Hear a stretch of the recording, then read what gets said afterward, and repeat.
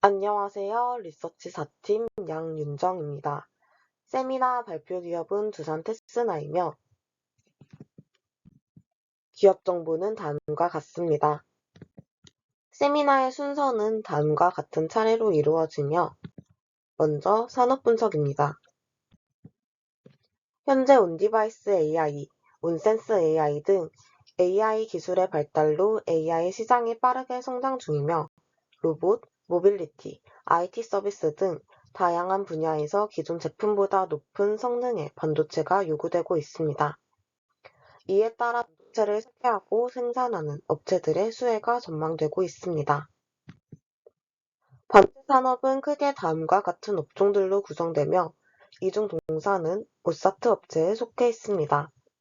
오사트는 그 뜻과 같이 파운드리나 IDM으로부터 생산된 반도체를 외주받아 웨이퍼 테스트나 패키지 테스트를 제공합니다. 따라서 파운드리 시장의 성장은 곧 오사트 시장의 성장을 의미하게 됩니다.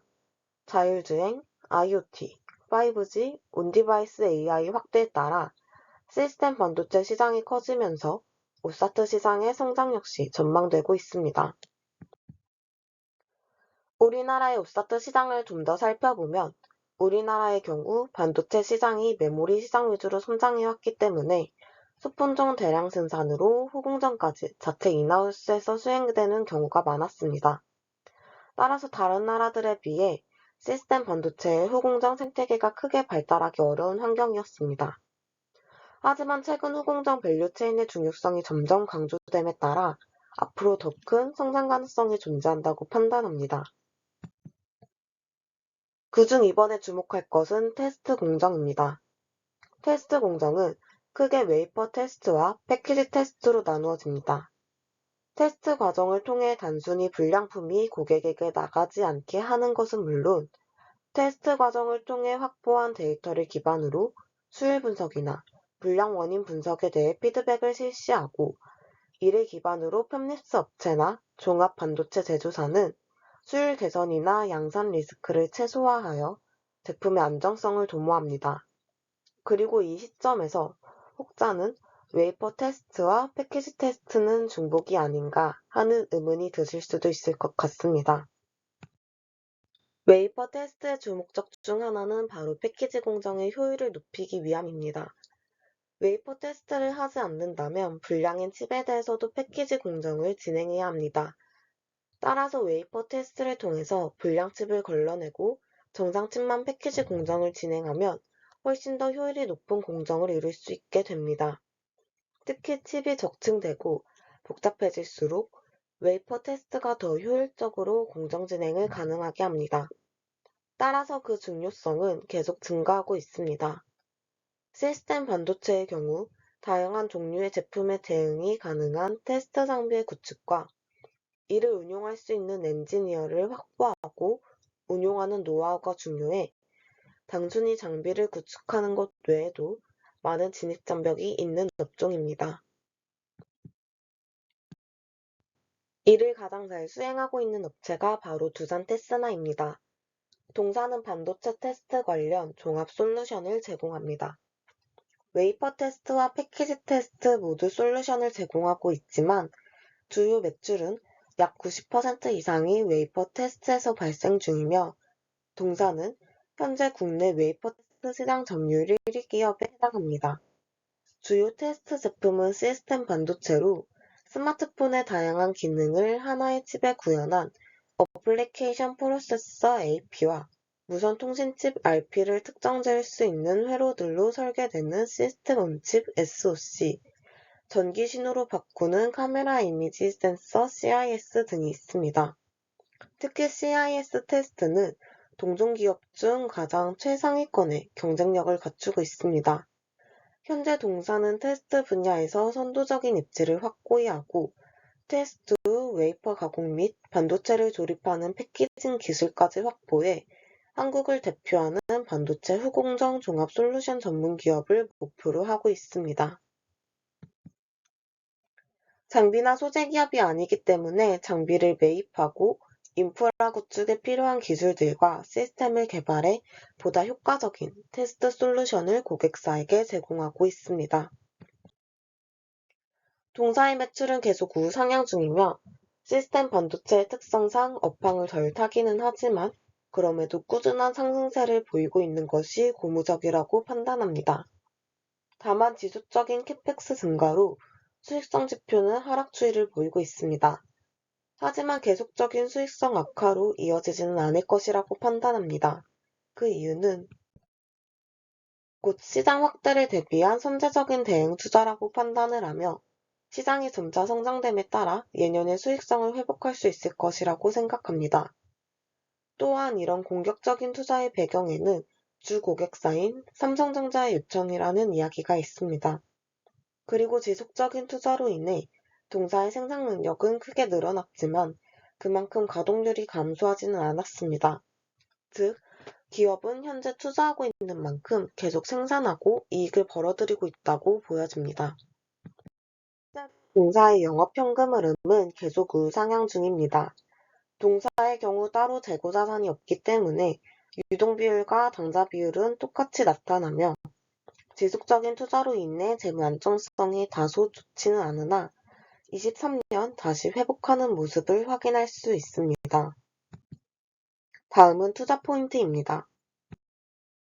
첫 번째로 테스트 단가가 상승하고 있습니다. 동사의 수익 구조는 다음과 같이 장비별 시간당 단가가 상승하거나 제품당 테스트 시간이 길어지면 동사의 테스트 단가 역시 상승하는 구조로 이루어져 있습니다. 앞서 산업 분석에서 간단하게 언급했듯이 AI 기술이 발달함에 따라 시장에서 성능이 고도화된 반도체를 요구하며 더 높은 성능의 테스트 장비 역시 필요해졌습니다. 이에 따라 장비 가격이 올라가며 장비의 시간당 단가 역시 상승하게 되었습니다.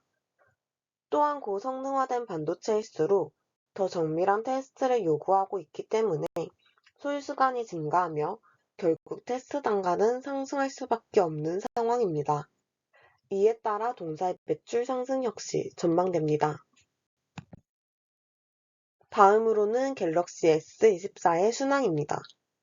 울트라를 제외한 갤럭시 S24 시리즈에는 동사의 주요 테스트 제품인 AP 엑시노스 2400이 탑재되어 있습니다. 삼성전자는 갤럭시 시리즈에 내 자신들의 반도체 엑시노스를 탑재해왔지만 지난 갤럭시 S23 시리즈에는 발열과 성능의 문제로 타사의 스냅드래곤만이 탑재한 채 스마트폰을 생산했습니다. 하지만 발열 문제와 성능을 잡으면서 다시 엑시노스를 탑재해 생산하기 시작했고 이는 곧 동사의 테스트 웨이퍼 수주 물량 증가를 의미하기도 합니다. 현재 모바일 시장이 주춤하고 있기는 하지만 최초의 AI 폰으로 불리는 갤럭시 S24 시리즈는 전 시리즈에 비해 더 빠른 속도로 팔리고 있으며 앞으로 생성형 AI 스마트폰 시장이 갤럭시 S24를 시작으로 더욱 확대될 것을 고려한다면 더 고부가 가치의 반도체가 스마트폰에 탑재되면서 이를 테스트하는 동사 역시 수혜를 입을 수 있을 것으로 기대합니다. 마지막으로 동사의 신동력인 차량용 반도체 시장의 선장입니다. 점차 자율주행 레벨 2, 3 수준이 확대됨에 따라 고성능 차량용 반도체 수요가 증가할 것으로 예상됩니다. 특히나 기존 내연기관차에 비해 전기차나 자율주행차에 들어가는 반도체 칩 수가 두세 배 이상 증가하며 이는 모두 동사의 테스트 제품으로서 동사가 테스트할 웨이퍼 수량이 늘어남을 의미합니다. 따라서 차량용 반도체 시장이 본격적으로 커짐에 따라 동사의 지속적인 성장이 전망됩니다.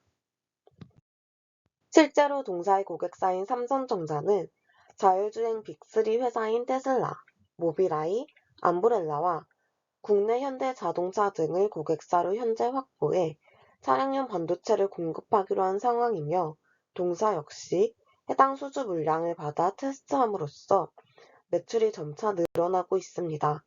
특히나 테슬라의 경우 동사는 단독 테스트사로서 현재 테슬라 SoC 테스트 진행을 위해 더 많은 투자를 진행하며 앞으로의 장기 계약에 대비하고 있습니다. 리스크입니다. 동사의 가장 큰 리스크는 바로 삼성전자에 의존적일 수밖에 없는 매출 구조라는 것입니다. 삼성전자의 파운드리 상황에 영향을 크게 받기 때문에 동사는 테스트사에서 사업을 확장해 후공정 종합 솔루션 기업으로 거듭나기 위해 노력하고 있습니다. 최근에는 CIS 후공정 전문 기업 멘지온을 인수해 기존의 경쟁력을 강화하고 턴키 구조를 구축해 나가며 기업 자체의 역량을 강화하기 위해 노력하고 있습니다.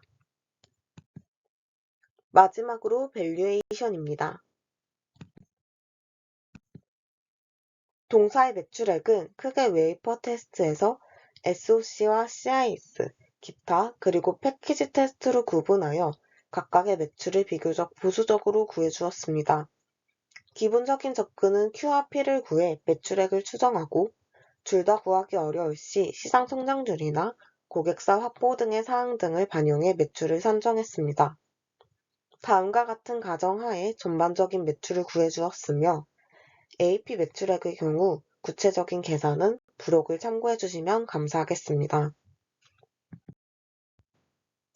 기타 제품의 매출액의 경우 23년도 추정 매출액이 고정적으로 발생할 것을 가정하였고 패키지 테스트 매출액의 경우 패키지 테스트 분야로의 지속적인 매출 확대 시도로 22년도의 매출액만큼 회복할 수 있을 것을 전망하였습니다. 매출 원가는 3개년 평균 매출 원가율을 적용해 주었고 판관비는 지속적인 투자로 인건비와 감가상각비가 증가하고 있다는 점에서 증가율을 더해 주었습니다. 영업의 손익 역시 과거의 평균 수치를 이용했으며 법인세의 경우 동사는 반도체 기업으로 투자에 대한 세액 공제를 현재 받고 있기 때문에 원래 법인세를 적용하기에는 합당하지 않다고 판단하였습니다. 따라서 22년도 비율을 바탕으로 세금 계산을 해주었습니다. 25년도 역시 같은 구조로 추정했습니다. 24년도 타겟퍼는 현재의 펄을 동일하게 사용해 주었습니다.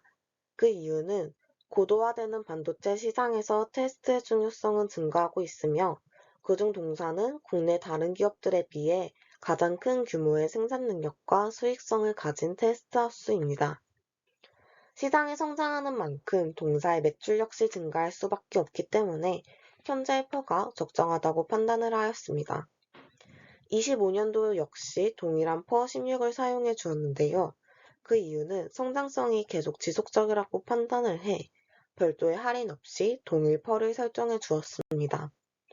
따라서 24년의 타겟 프라이스는 59,200원, 25년도의 타겟 프라이스는 73,700원으로 각각 상승 영역 29%, 24%로 투자 의견 최종 바이를 제시하는 바입니다. 이상 들어주셔서 감사합니다.